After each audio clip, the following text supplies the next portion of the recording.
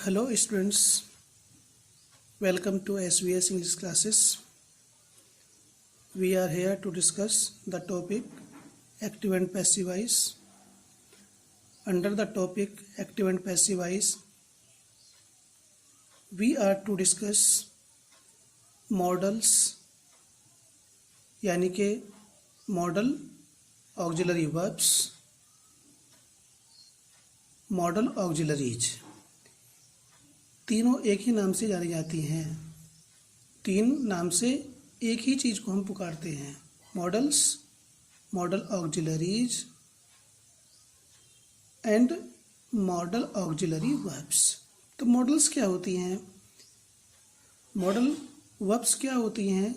जिन verbs के द्वारा किसी कार्य को करने की विधि या ढंग या तरीके की जानकारी होती है, उन्हें मॉडल्स कहते हैं। ठीक है, तो इनकी पैसिव वॉइस अलग ढंग से बनती है। कौन कौन सी मॉडल्स होती हैं हम यहाँ पर आपको बता रहे हैं। जब सेंटेंस में विल, वुड या शैल या शुड या कैन या कुड, मे या माइट, यूज टू या ought to, must, need, dare के बाद मेन वर्ब की फर्स्ट फॉर्म होती है, तो पीवी बनाने के लिए, ठीक, मॉडल के बाद बी का प्रयोग करेंगे। यदि नेगेटिव हुआ तो नॉट बी हो जाएगा, प्लस वर्ब की थर्ड फॉर्म का प्रयोग करते हैं। Number 2, subject plus modal auxiliary verb plus be plus verb की third form plus by do verb plus other का प्रयोग करते हैं। ठीक है, एग्जाम्पल नंबर 1 लेते हैं। You can solve this question easily. देखिए, इजीली इसमें जो है एडवर्ब ऑफ मैनर है। ठीक है, तो यू क्या सॉल्व कर सकता है? ऑब्जेक्ट को जानकारी करने का हम वही प्रश्न करते हैं, वाट और होम से। वाट का मीनिंग क्या और होम मीन्स किसे या किसको। ठीक है, तो यू क्या हल कर सकता है? This question. ठीक है, तो दिस क्वेश्चन सब्जेक्ट बनाएंगे,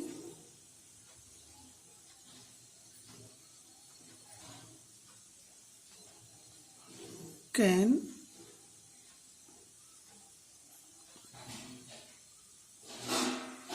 बी,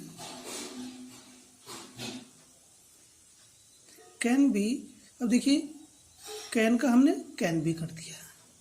अब इस थर्ड फॉर्म को लिखने से पहले जो एडवर्ब ऑफ मैनर होता है वो थर्ड फॉर्म से पहले प्रयोग किया जाएगा। This question can be easily solved.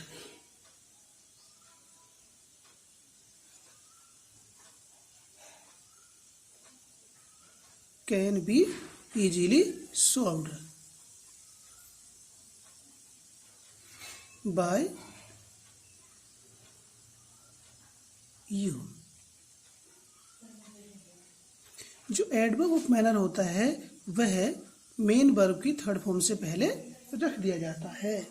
ठीक है, ऐसा रूल है।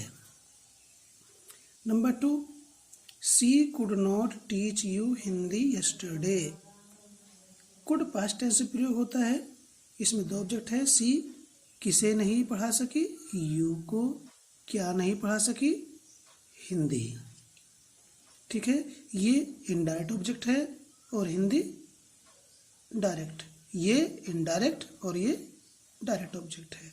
तो जो पहले है उसी को हम लेते हैं, सब्जेक्ट बनाते हैं। You could not be, teach की थर्ड फॉर्म टॉट। पहला ऑब्जेक्ट सब्जेक्ट बना, दूसरा अपने स्थान पर रहते हुए मेन वर्ब की ओर खिसक जाएगा, क्योंकि जब यहाँ से ये निकल गया तो अब मेन वर्ब के बाद हिंदी ही बचा। अब देखिए, यू और हिंदी दोनों अलग अलग हैं। सी किसे नहीं पढ़ा सकी? यू को। क्या? हिंदी। तो यू और हिंदी एक नहीं है, अलग अलग हैं। It means these are two objects. This is indirect object and this one is direct object. So we take first object as a subject. So Hindi इस मेन वर्ब की थर्ड फॉर्म के बाद आ जाएगी।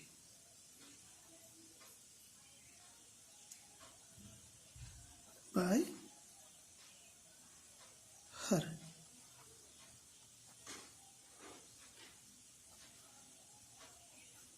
Yesterday. Would you not give me your pen? क्या आप मुझे अपना pen नहीं दोगे? तो you क्या नहीं देगा? your pen. किसे? me को। दो ऑब्जेक्ट हैं, इसमें इनडायरेक्ट पहले आ रहा है। मोस्टली इनडायरेक्ट ऑब्जेक्ट पहले होता है और डायरेक्ट बाद में। यदि योर पेन को यहाँ रख देते हैं और मी को इधर ले आते हैं तो गिव वर्ब होने पर इस इनडायरेक्ट से पहले टू का प्रयोग होगा। तो योर पेन, ठीक है। वुड शुरू में आ रहा है, शुरू में ही आएगा। Would your pen not be given. देखिए हमने बाद वाला ऑब्जेक्ट सब्जेक्ट बना दिया, ठीक है। हम चाह तो रहे थे इसको बनाने के लिए, लेकिन हमने बाद वाला बना दिया डायरेक्ट ऑब्जेक्ट। तो अब क्या होगा? मेन वर्ब के बाद मी आ रहा, तो यहाँ पर तो कोई प्रीपोजिशन है नहीं। इस डायरेक्ट ऑब्जेक्ट को सब्जेक्ट बना देने पर इस मेन वर्ब के बाद जो पास्ट पार्टिसिपल है, थर्ड फॉर्म है, और इसके बीच में हमें टू लाना पड़ेगा। To me by you. अगर मी को बनाते तो ये योर पेन से पहले टू नहीं आता। किस प्रकार से होता?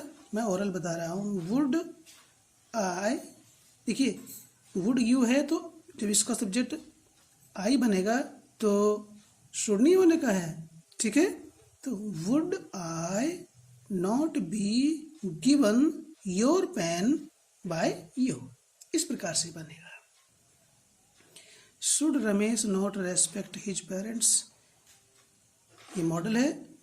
रमेश को किसका सम्मान करना चाहिए, नहीं करना चाहिए? His parents. तो ठीक है, तो इसमें हिज पेरेंट्स ऑब्जेक्ट है।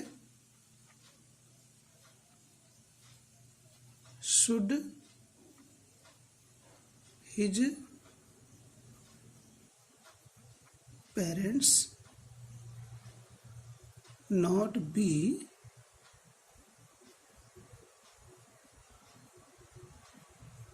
respected by Ramesh. ये हम बात करते हैं तो जो हेल्पिंग जहाँ रखी होती है, जो सब्जेक्ट जहाँ होता है उसके स्थान पर नया, जैसे नोट है तो नोट 1 2 3 तीसरे नंबर पर रहा एक, और ये पूरा एक शब्द कहलाता है, एक पार्ट कहलाएगा। जैसे दो है लेकिन एक पार्ट सब्जेक्ट कहलाएगा, और यहाँ चौथे नंबर पर आ रहा है, तो ये चौथा नंबर नहीं, ये हेल्पिंग हो गई, ये सब्जेक्ट हो गया दो शब्दों का, और इसके बाद तीसरे नंबर पर नॉट ही आ रहा है। तो इन चीज़ों का ध्यान रखते हैं। Sentence number 5, why can she not pick up this box. तो सी क्या नहीं उठा सकती है? This box. Second type interrogative है। वाई कैन, सभी सब्जेक्ट्स के साथ कैन ही आएगा। दिस बॉक्स नया हमारा सब्जेक्ट बन रहा है, ये ऑब्जेक्ट था पहले। This box not B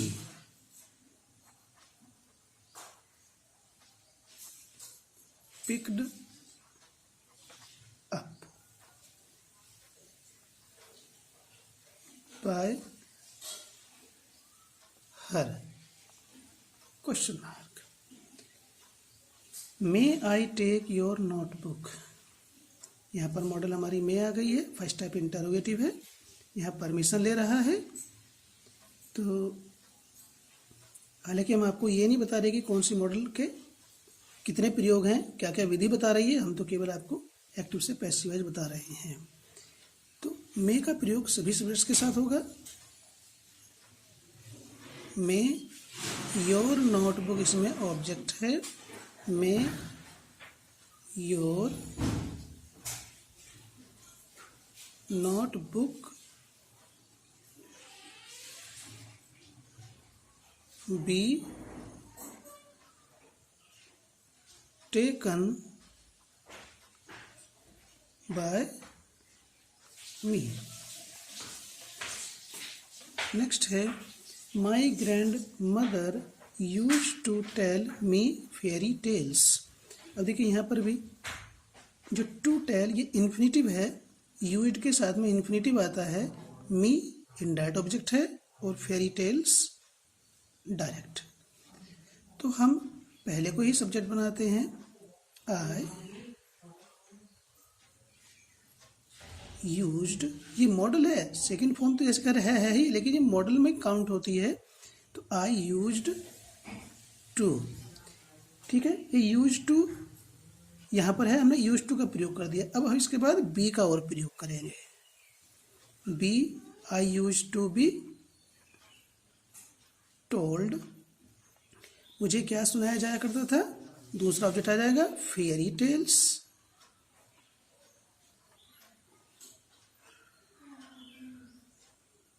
bye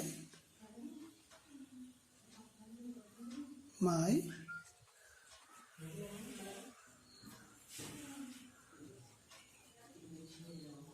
grandmother. अगर हम फेरी टेल्स को बनाते हैं, हाँ, तो देखिए ये टू टेल एक्टिव इन्फिनेटिव है और ये टू बी टोल्ड ये पैसिव इन्फिनेटिव है। जब टू प्लस फर्स्ट फॉर्म आता है तो उसके पैसिव वाइज टू के बाद बी और उसके बाद third form to be told ये पैसिव इन्फिनेटिव बन जाता है। ठीक है। These boys ought not to dishonour the elders. फिर देखिए यहाँ पर ये एक्टिव इन्फिनेटिव आ गया। मॉडल में ये इन्फिनेटिव कुछ मॉडल के साथ प्रयोग होता है। तो इसमें ऑब्जेक्ट क्या है, दी एल्डर्स। तो दी elders ought not to be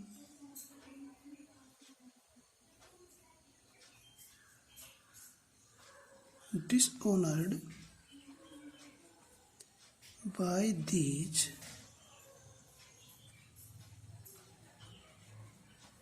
boys. Everyone must look after his parents. प्रत्येक व्यक्ति को अपने माता पिता की देखभाल करनी चाहिए। ये ऑब्जेक्ट है, वैसे लुक इनट्रांजिटिव वर्ब है, लेकिन इसके बाद प्रीपोजिशन आ रही है तो ये ट्रांजिटिव बन चुकी है। इसे ऐसी वर्ब को हम जिसके साथ प्रीपोजिशन आती है उसे फ्रेजल वर्ब कहते हैं। ठीक है। तो हिज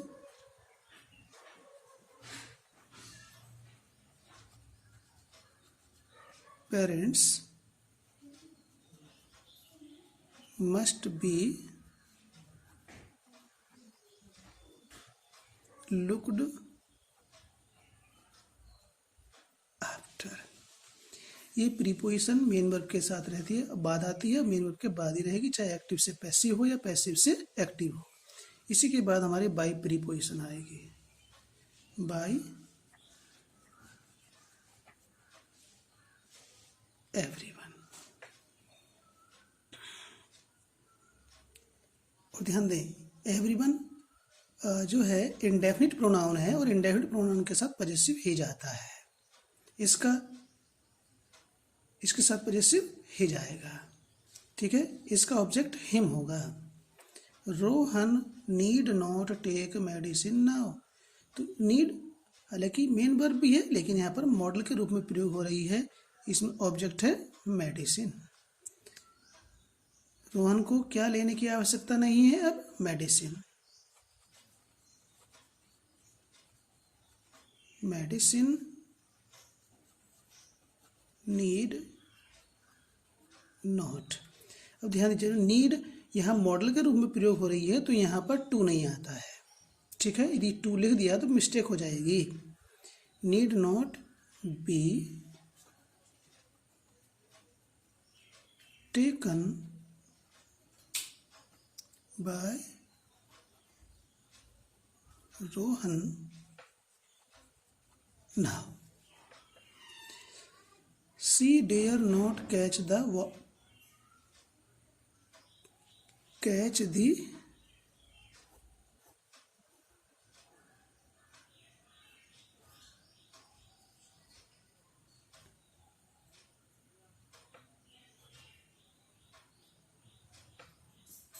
लाइव वायर। उसमें जिंदे तार अर्थात बिजली चलते हुए तारों को पकड़ने की हिम्मत नहीं है, ठीक है। तो डेयर वैसे मेन वर्ब भी है लेकिन यहाँ मॉडल के रूप में प्रयोग हो रही है तो इसके बाद में नॉट के बाद यहाँ टू नहीं आएगा, ठीक है, फर्स्ट फॉर्म ही रहेगी। यदि हम टू का प्रयोग कर देते हैं तो ये मिस्टेक हो जाती है। तो इसमें ऑब्जेक्ट हमारा है द लाइव वायर्स, जिंदे तार यानी कि बिजली चलते हुए तार, जिन्हें बिजली चल रही हो। तो हो जाएगा the live wire dare not be caught by her। कि मैं इतने एग्जाम्पल्स आपको दे रहा हूँ तो कि आपकी प्रॉब्लम सॉल्व हो ही जाएगी, ठीक है। I have found out the difficult sentences and try to explain them in an easy way. How dare you beat Mohan? आपकी मोहन को पीटने की कैसे हिम्मत हो सकती है, होती है, ठीक है, इंटरोगेटिव है और मोहन इसमें ऑब्जेक्ट है। तो how dare Mohan be beaten by you. इस प्रकार से अनेक एग्जाम्पल्स हमने आपको एक्सप्लेन किए ताकि जो प्रॉब्लम्स हैं वो सॉल्व हो जाए। जब सेंटेंस में मॉडल प्लस है प्लस थर्ड फॉर्म होती है तो पी बनाने के लिए model plus have been plus third form का प्रयोग करते हैं। ये मॉडल के बाद हैव प्लस थर्ड फॉर्म आता है तो ये परफेक्ट टेंस को शो करता है, पास्ट परफेक्ट को, मोस्टली पास्ट परफेक्ट को शो करता है यदि मॉडल के बाद हैव प्लस थर्ड फॉर्म आता है। तो इसकी पैसिव वॉइस हमने आपको एक्सप्लेन की है। कोई सेंटेंस आता है तो आपको कोई प्रॉब्लम ना हो। पास्ट परफेक्ट टेंस में है ये इस प्रकार से प्रयोग, subject plus modal plus have been plus verb की third form plus by doer plus other का प्रयोग करते हैं पैसिव वॉइस बनाने के लिए। One should have cleaned the kitchen, sorry she should have cleaned the kitchen. उसे रसोई को साफ करना चाहिए था, फर्स्ट परफेक्ट टेंस है लेकिन क्या नहीं। तो द किचन इसमें ऑब्जेक्ट है, क्या साफ करना चाहिए था वही हम प्रश्न कर रहे हैं ऑब्जेक्ट को फाइंड आउट करने के लिए। दी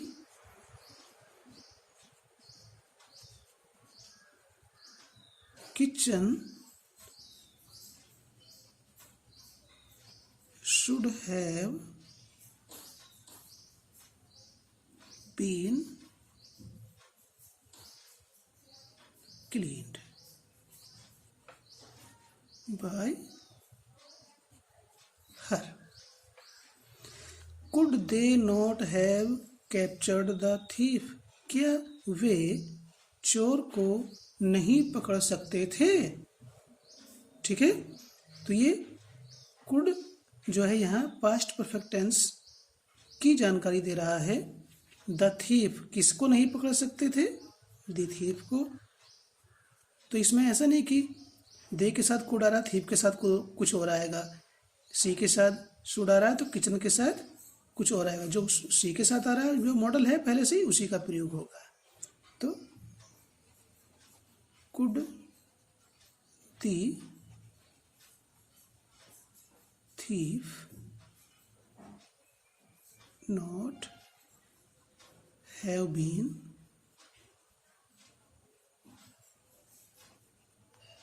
caught by them। अगर हम इस चीज की का कंपैरिजन प्रेजेंट इंडेफिनिट टेंस से करते हैं नंबर 1 से, तो उस में जो बनाने का मेथड था, स्टाइल था, मैनर था, वो यहाँ पर भी है। इसमें कोई डिफरेंस नहीं है। तो इस चीज को समझने की हमें आवश्यकता है। The servant must have brought the vegetables. नौकर को सब्जियां अवश्य लानी चाहिए थी। पास्ट परफेक्ट टेंस है। दी क्या लानी चाहिए? अवश्य लानी चाहिए थी दी वेजिटेबल्स। तो ऑब्जेक्ट है, हम इसको सब्जेक्ट बना रहे हैं।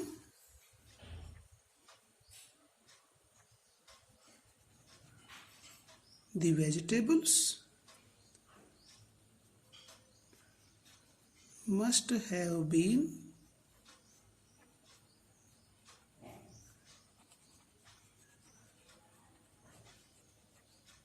brought by the servant।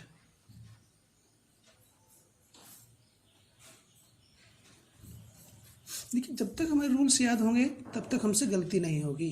यदि कहीं गलती होती है, भूल जाते हैं, तो आप वीडियो को पुनः देखिए। ठीक है। We ought to have respected that unknown man। हमें उस अननोन मैन का सम्मान करना चाहिए था। तो किसका सम्मान करना चाहिए था? किसका? That unknown man. तो that unknown man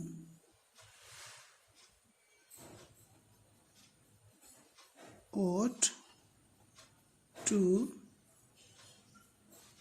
have been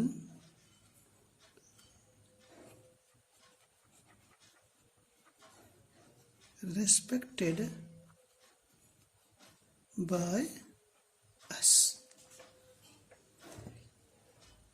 ये इस नियम का 5वां सेंटेंस है। He will not have finished his office work by now। देखिए, इसमें बाई आ रहा है, ये डूअर के लिए प्रयोग नहीं हो रहा, तक के लिए है। तो ही क्या समाप्त नहीं कर चुका होगा? His office work.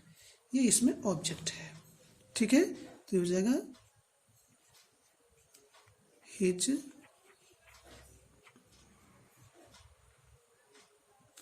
Office work will not have been finished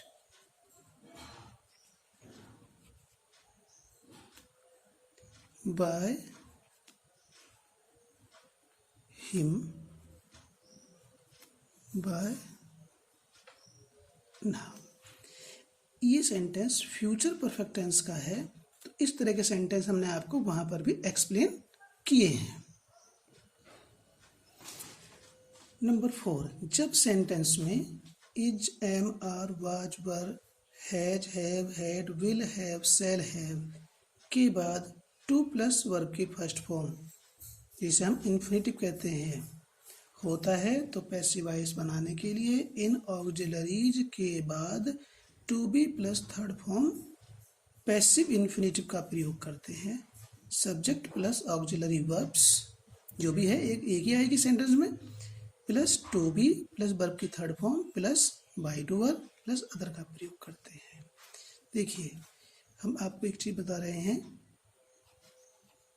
two plus, जैसे कि यहाँ पर हम इसी को ले लेते हैं, ये यहाँ पर देखिए टू रिपेयर को लेते हैं हम, ठीक।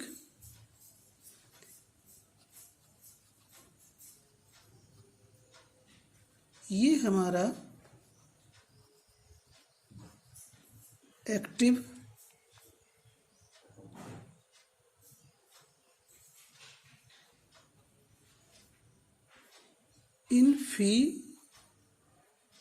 इन्फिनिटिव है। किसी भी मेन वर्ब की फर्स्ट फॉर्म से पहले टू लगा देते हैं तो इन्फिनिटिव कहलाता है। तो ये है एक्टिव इन्फिनिटिव, टू के बाद फर्स्ट फॉर्म आ रही है तो ये एक्टिव इन्फिनिटिव है।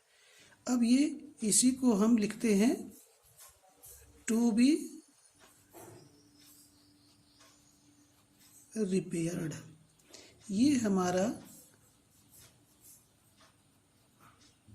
पैसिव इन्फिनिटिव है।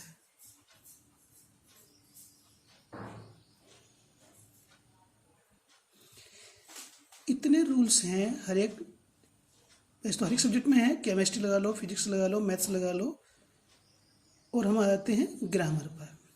तो इतने रूल्स हैं, अगर हमने उनको लर्न नहीं किया तो केवल एक बार पढ़ लेने से कुछ नहीं होने वाला है। One time study does not work well, it requires repetition, self study again and again. तो ये हमारा to plus first form active infinitive है, to be plus third form ये हमारा पैसिव इन्फिनिटिव है, ठीक है। तो हम आपको क्या समझना चाह रहे हैं, ये हमारी प्राइमरी ऑक्सिलरी वर्ब हैं यहाँ तक, ये मॉडल हो गई दो। इनके बाद यदि इन्फिनिटिव आता है तो उनके पैसिव वॉइस किस प्रकार से बनाएंगे ये हम आपको एक्सप्लेन करना चाहते हैं। तो the cobbler is to repair my shoes, ठीक है।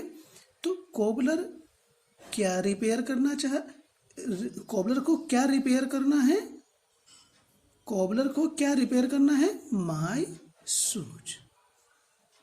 ये प्रेजेंट इंडेफिनिट में है, सिंपल प्रेजेंट में है तो इसमें इज एम आर आते हैं, सिंपल पास्ट में वाज वर आते हैं, ठीक है। तो दी शूज बहुवचन है, प्लूरल नंबर है तो are. To repair active infinitive है, इसका पैसिव क्योंकि हम पैसिव बना रहे हैं, क्योंकि शूज काम करने में एक्टिव नहीं है, पैसिव है। शूज सब्जेक्ट के रूप में है, बट शूज जो सब्जेक्ट है is not the doer of an action but is influenced by the action of another person. तो shoes are to be repaired by, sorry my shoes है,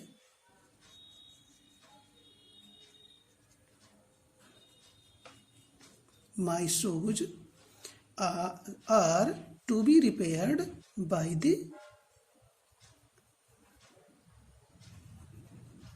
cobbler। cobbler कहते हैं मोची को। are these men not to collect the scattered newspaper। अब ये first step interrogative बन गया, इसमें भी आर के बाद में क्या आ रहा है, इन्फिनिटिव आ रहा है, ये कैसा है, एक्टिव। तो इन लोगों को क्या कलेक्ट करना है, द स्कैटर्ड न्यूज़पेपर्स। तो यहाँ पर भी आ रहा है स्कैटर्ड न्यूज़पेपर्स का मतलब बिखरे हुए अखबार, ठीक है, के अनुसार भी आर ही आएगा। Are the scattered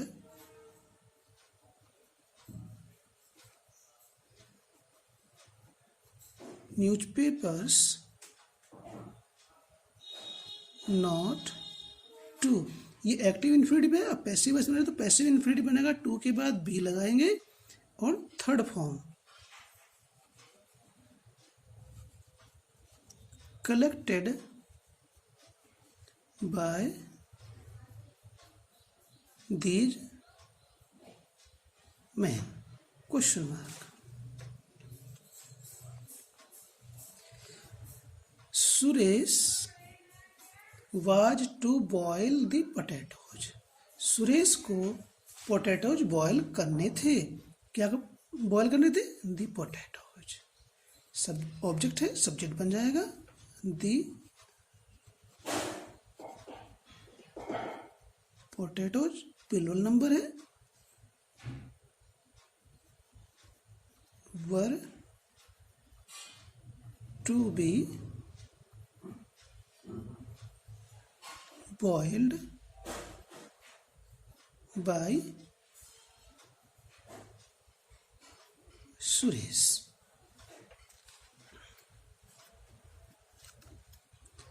number 4, why have you to cook. अब देखिए हैव के बाद थर्ड फॉर्म आती है लेकिन इन्फिनिटिव है, और मैं आपको ध्यान नहीं रहा मेरा भी, ये चीजें भी, ये वर्ब्स भी मॉडल्स के अंतर्गत आती हैं। ये वर्ब्स यानी कि जितनी हमने आपको ऊपर बताई हैं और उनके बाद इन्फिनिटिव आता है, तो ये हैव टू, वाज टू भी मॉडल्स के अंतर्गत ही आती हैं। ठीक है, तो why have you to cook food daily, तो फूड इसमें ऑब्जेक्ट है, सेंटेंस हमारा सेकंड टाइप इंटरोगेटिव है। तो वाई, अब यहाँ ध्यान देंगे, फूड तो अनकाउंटेबल नाउन होता है और अनकाउंटेबल नाउन जो होते हैं वो सिंगुलर में होते हैं, तो इसलिए यहाँ पर हैज आएगा। Why has food, to cook का हो जाएगा टू बी कुकड। अब इसके स्थान पर डू आ जाएगा बाय यू।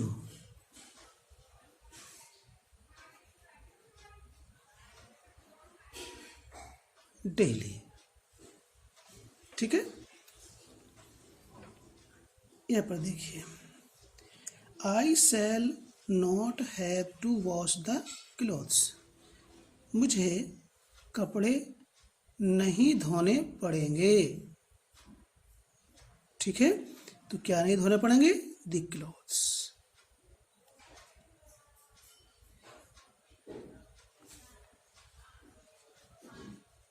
The clothes. अब यह ध्यान देंगे, सेल और विल, इनमें ये मॉडल्स हैं सेल और विल।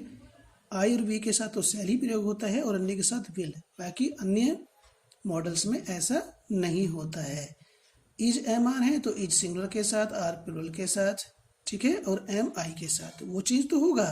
लेकिन जो ये और मॉडल्स हैं सेल, विल, वुड, शुड, तो आई और वी के साथ सेल आता है और अन्य के साथ विल आता है, तो इसलिए यहाँ पर विल का प्रयोग होगा। The clothes will not